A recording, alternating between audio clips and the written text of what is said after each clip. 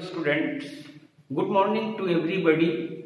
Today I am going to teach the types of chemical reaction. One of them is exothermic reaction. At first, try to get the definition of exothermic reaction. The chemical reaction in which, just try to understand the chemical reaction in which heat energy is evolved or released is said to be exothermic reaction. As you know, thermo word is related to heat. So, the chemical reaction in which heat energy is released or evolved is said to be exothermic reaction. See the example, when coal or carbon is burnt in presence of oxygen, it produces carbon dioxide and heat energy is released. So, it is exothermic in nature. Second example, we have to balance it. Just try to understand, when nitrogen reacts with hydrogen, this gives ammonia gas. In this process also heat energy is released, so it is an exothermic reaction or exothermic process. Students, I am again going to repeat that the word thermo or this was thermo. The word thermo is related with heat. So these two examples of exothermic reaction. Dear students, we are going to discuss about one of the most important questions about exothermic process. It is the most important question. Why is respiration considered to be exothermic in nature? At first, I would like to define respiration. The process in which glucose reacts with oxygen present in the cells of the body is known as respiration reaction.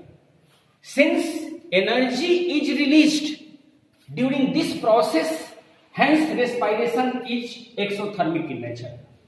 The process in which energy is released is said to be as exothermic process. In this reaction, the glucose reacts with oxygen present in the cells. It breaks into simpler form like carbon dioxide and water, releasing a lot of energy, and this energy helps us to do some work. So, the respiration process is exothermic in nature.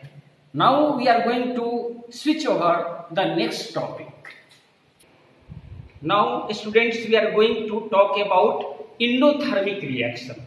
See the definition first. Endothermic reaction, the chemical reaction in which heat energy is absorbed. Just try to understand, the chemical reaction in which heat energy is absorbed is called endothermic reaction. In this reaction, heat energy is absorbed, not released, not evolved. Just try to have three examples of that. Nitrogen reacts with oxygen when heat is supplied. Here heat is not evolved, heat is absorbed. So plus sign written in the left side. In this, nitrogen reacts with oxygen, supplying the heat, nitric oxide is obtained. In the second reaction, carbon reacts with sulfur, supplying the heat, we can have carbon dioxide sulfide.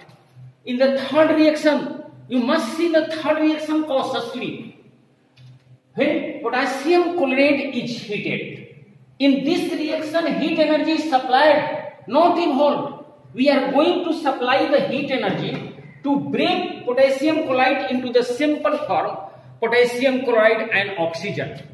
As you have studied, this is thermal decomposition.